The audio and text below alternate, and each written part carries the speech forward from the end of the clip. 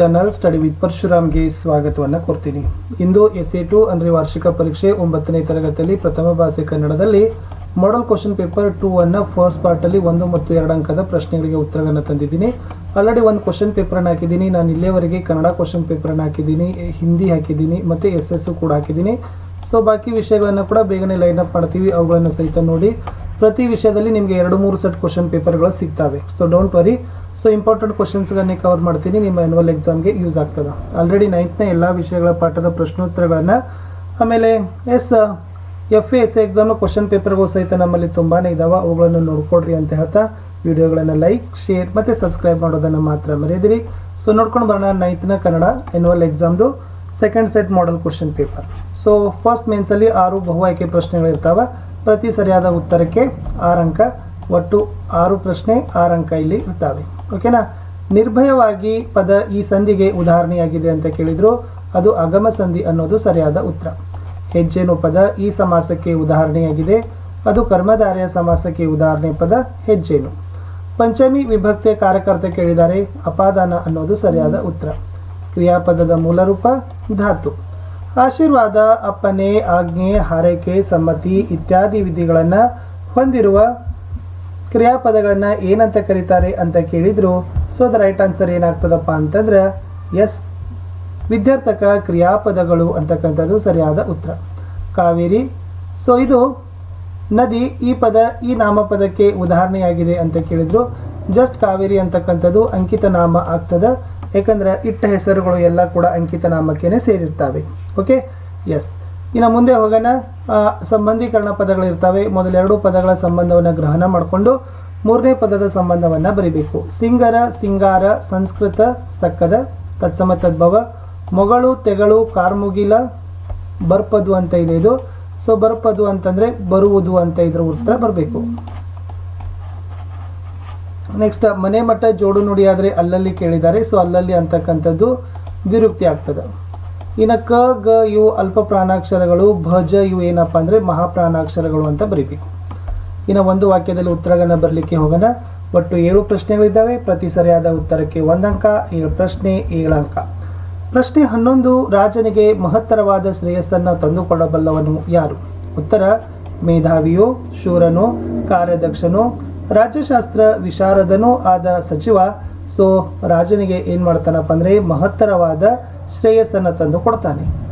ಪ್ರಶ್ನೆ 12, ಶಿವರಾಮ ಕಾರಂತರಿಗೆ ಜಯಪುರದ ಮನೆಗಳ ಮೇಲೆ ಮೋಹವೇಕೆ? ಸೊ ಶಿವರಾಮ್ ಕಾರಂತರಿಗೆ ಜಯಪುರದ ಮನೆಗಳ ಮೇಲೆ ಎಲ್ಲಿಲ್ಲದ ಮೋಹ, ಏಕೆಂದರೆ ಒಂದೊಂದು ಮನೆಯು ಒಂದೊಂದು ಶೈಲಿಯದ್ದು ಅವರಿಗೆ ಕಂಡು ಬರ್ತದೆ.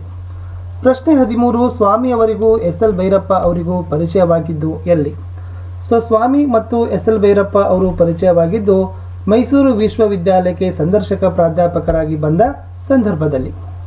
ಪ್ರಶ್ನೆ 14, ರಾಧಾಕೃಷ್ಣನ್ ಅವರ ಜನ್ಮದಿನವನ್ನು ಯಾವ ಹೆಸರಿನಿಂದ ಆಚರಿಸ್ತಾರೆ? ಉತ್ತರ, ಶಿಕ್ಷಕರ ದಿನಾಚರಣೆ ಹೆಸರಿನಲ್ಲಿ ರಾಧಾಕೃಷ್ಣನ್ ಅವರ ಜನ್ಮ ದಿನಾಚರಣೆಯನ್ನು ಆಚರಿಸ್ತೀವಿ. ಪ್ರಶ್ನೆ 15, ಪರಶುರಾಮರಿಂದ ಶರವನ್ನು ಪಡೆದವರು ಯಾರು? ಸೊ ಪರಶುರಾಮರಿಂದ ಶರವನ್ನು ಪಡೆದವರು ಭೀಷ್ಮರು. ಬಿದಿರು ಶಿಶುನಾಳಾಧೀಶನಿಗೆ ಏನಾಗ್ತದೆ ಅಂತ ಕೇಳಿದ್ದಾರೆ. ಸೊ ಬಿದಿರು ಶಿಶುನಾಳಾಧೀಶನಿಗೆ ಓಲಗವಾಗ್ತದೆ. ಪುಟ್ಟ ಹಕ್ಕಿ ಗೂಡನ್ನು ಹೇಗೆ ಕಟ್ಟುತ್ತದೆ?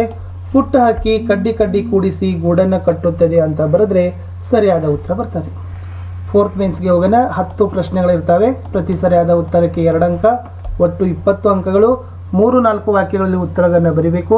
ಎಲ್ಲ ಇಂಪಾರ್ಟೆಂಟ್ ಕ್ವಶನ್ಸ್ ಇದಾವೆ, ನೋಡ್ಕೊಡ್ರಿ. ಮಂತ್ರಾಲೋಚನೆಯನ್ನು ಹೇಗೆ ನಡೆಸಬೇಕೆಂದು ರಾಮನ ಅಭಿಪ್ರಾಯವಾಗಿದೆ. ರಾಜ್ಯವನ್ನು ಆಳತಕ್ಕವರಿಗೆ ಮಂತ್ರಾಲೋಚನೆಯೇ ಜಯಕ್ಕೆ ಮೂಲ ಕಾರಣವಾದದ್ದು. ರಾಜ್ಯಶಾಸ್ತ್ರ ನಿಪುಣರಾದ ಅಮಾತ್ಯರು ಮಂತ್ರಾಲೋಚನೆಯನ್ನು ರಹಸ್ಯವಾಗಿಟ್ಟಿರಬೇಕು. ರಾಜನೊಬ್ಬನೇ ಮಂತ್ರಾಲೋಚನೆ ಮಾಡಿ ನಿರ್ಣಯಕ್ಕೆ ಬರಬಾರದು. ಅಗತ್ಯಕ್ಕಿಂತ ಹೆಚ್ಚಿನ ಮಂದಿಯನ್ನು ವೃಥಾ ಸೇರಿಸಿಕೊಂಡು ಚರ್ಚಿಸಬಾರದು. ಮಂತ್ರಾಲೋಚನೆಯು ಕಾರ್ಯರೂಪಕ್ಕೆ ಬರುವುದರೊಳಗೆ ರಾಷ್ಟ್ರದೊಳಗೆ ಬಹಿರಂಗವಾಗಬಾರದು. ರಾಜನು ಆಚರಣೆಗೆ ತರಬೇಕೆಂದಿರುವ ಮಂತ್ರಾಲೋಚನೆ ಮೊದಲೇ ಸಾಮಂತ ರಾಜರಿಗೆ ತಿಳಿಯಬಾರದು. ಅದು ಸಾಮಂತರಿಗೆ ಗೊತ್ತಾಗುವಷ್ಟರಲ್ಲಿ ಪೂರ್ಣವಾಗಿ ನಡೆದು ಹೋಗಿರಬೇಕು. ರಾಜನಾಗಲಿ ಆತನ ಮಂತ್ರಿಗಳಾಗಲಿ ನಡೆಸಿದ ಮಂತ್ರಾಲೋಚನೆಯು ಊಹೆಯಿಂದಲೂ ಯುಕ್ತಿಯಿಂದಲೂ ಜನರಿಗೆ ತಿಳಿದು ಬಹಿರಂಗವಾಗದಂತೆ ಎಚ್ಚರಿಕೆಯಿಂದ ಇರಬೇಕು. ರಾಮನು ಮಂತ್ರಾಲೋಚನೆಯನ್ನು ಈ ರೀತಿ ನಡೆಸಬೇಕೆಂದು ಹೇಳುತ್ತಾನೆ. ಪ್ರಶ್ನೆ 19, ಮೀರಾಬಾಯಿ ದೇವಾಲಯದ ಸೌಂದರ್ಯವನ್ನು ವಿವರಿಸಿರಿ. ಜಯಪುರದ ಅಂಬೇರ ಅರಮನೆಯ ಆವರಣದ ತಗ್ಗಿನ ಕಣಿವೆಯ ಆಳದಲ್ಲಿ ಮೀರಾಬಾಯಿ ದೇವಾಲಯ ಕಾಣಿಸ್ತದೆ. ಇದು ಆಕೆ ಗಿರಿಧರ ನಾಗರನನ್ನು ಪೂಜಿಸಿದ ಸ್ಥಳ. ಕೆಳಗಿಳಿದು ಹೋಗಿ ಗುಡಿಯನ್ನು ನೋಡಿದರೆ ಅದರ ಸೊಬಗು ಚೆನ್ನಾಗಿ ಕಾಣುತ್ತದೆ. ನಕ್ಷತ್ರಾಕೃತಿಯನ್ನು ತುಂಬಿಕೊಂಡ ಗರ್ಭಗೃಹ ನವರಂಗಗಳು ಬಹಳ ಸೊಬಗಿನಿಂದ ಕೂಡಿದೆ. ಹೀಗೆ ಜಯಪುರದ ಅಂಬೇರ ಅರಮನೆಯ ಆವರಣದಲ್ಲಿರುವ ಮೀರಾಬಾಯಿ ದೇವಾಲಯ ಬಹು ಸುಂದರವಾಗಿದೆ ಅಂತ ಬರೀಬೇಕು. ಪ್ರಶ್ನೆ 20. ಸ್ಟಾಲಿನ್ ಅವರು ರಾಧಾಕೃಷ್ಣನ್ ಅವರ ಬೀಳ್ಕೊಡುಗೆಯ ಸಮಾರಂಭದಲ್ಲಿ ಏನು ಹೇಳಿದರು ಅಂತಕ್ಕಂಥದ್ದು ಪ್ರಶ್ನೆ ಇದೆ.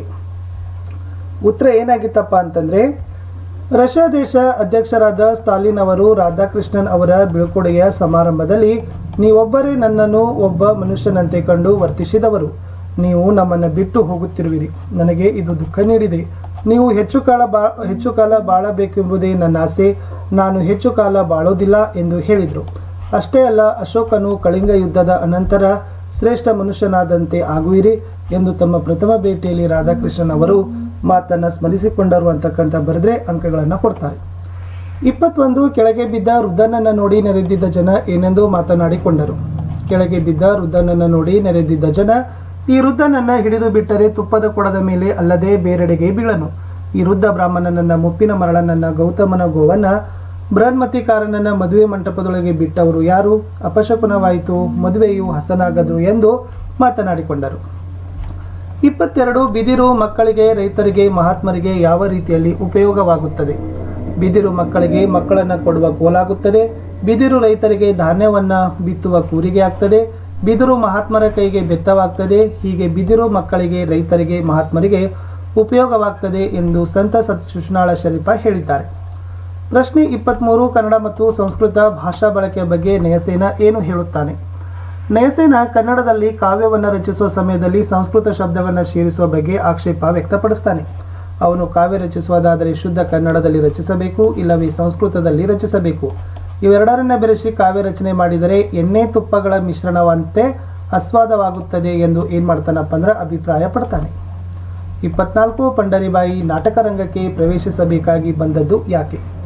ಪಂಡರಿಬಾಯಿ ಅವರ ಅಣ್ಣ ವಿಮಲಾನಂದ ಅವರು ನಡೆಸುತ್ತಿದ್ದ ನಾಟಕ ಕಂಪನಿಯ ಕಲಾವಿದೆಯೊಬ್ಬಳು ನಾಟಕ ಪ್ರಾರಂಭವಾಗುವುದಕ್ಕೆ ಅರ್ಧ ಗಂಟೆ ಬಾಕಿ ಇರುವಾಗ ಬರೋದಿಲ್ಲ ಎಂದು ಹೇಳಿದ ಸಂದರ್ಭದಲ್ಲಿ ಪಂಡರಿಬಾಯಿ ನಾಟಕ ರಂಗವನ್ನು ಪ್ರವೇಶಿಸಬೇಕಾಯಿತು. 25.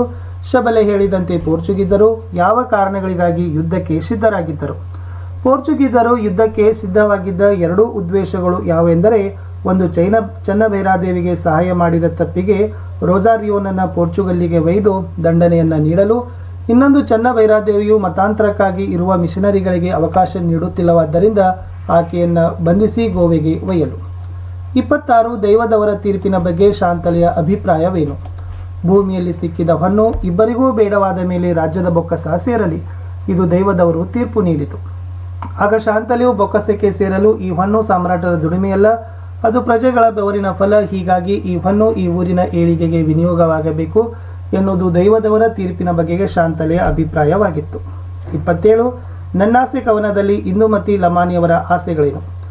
ತನ್ನನ್ನೇ ಸುಟ್ಟು ಬೆಳಕು ನೀಡುವ ಬತ್ತಿ, ಪುಣ್ಯವಂತರಿಗೆ ನೆರಳಾಗುವ ಮರ, ದಾಹಗೊಂಡವರ ತನಿಸುವ ನೀರಿನ ಚಿಲುಮೆ, ಅಳುವ ಕಂದನ ನಗಿಸುವ ಅಮ್ಮನ ಕಂಠದ ಜೋಗುಳ, ಮಾನವನ ಅಜ್ಞಾನವನ್ನು ತೊಲಗಿಸುವ ವಾಗ್ದೇವಿಯ ಕೈಯ ಗ್ರಂಥ, ಮುಸ್ಸಂಜೆ ಹೊಸ್ತಿಲಲ್ಲಿ ದಿಕ್ಕಿಲ್ಲದೆ ನರಳಾಡುವ ದೀನರ ಊರುಗೋಲು, ದೇಹವು ನೆಲಕ್ಕೆ ಬಿದ್ದು ಹೊರೆಯಾಗುವ ಮುನ್ನ ಅಂತ್ಯವಾಗಬೇಕು ಎಂಬುದು ಕವಯಿತ್ರಿಯವರ ಆಶಯ. ಇಷ್ಟು ನಾನು ಫಸ್ಟ್ ಪಾರ್ಟಲ್ಲಿ 1 ಮತ್ತು 2 ಮಾರ್ಕ್ ಕ್ವಶನ್ ತಂದಿದ್ದೀನಿ. 28ರಿಂದ ಹಿಡಿದು 45ರವರೆಗೆ ಪ್ರಶ್ನೆಗಳನ್ನು ಮುಂದಿನ ಭಾಗದಲ್ಲಿ ತೆಗೆದುಕೊಂಡು ಬರ್ತೀನಿ. ನೀವು ಲೈಕ್, ಶೇರ್ ಮತ್ತು ಸಬ್ಸ್ಕ್ರೈಬ್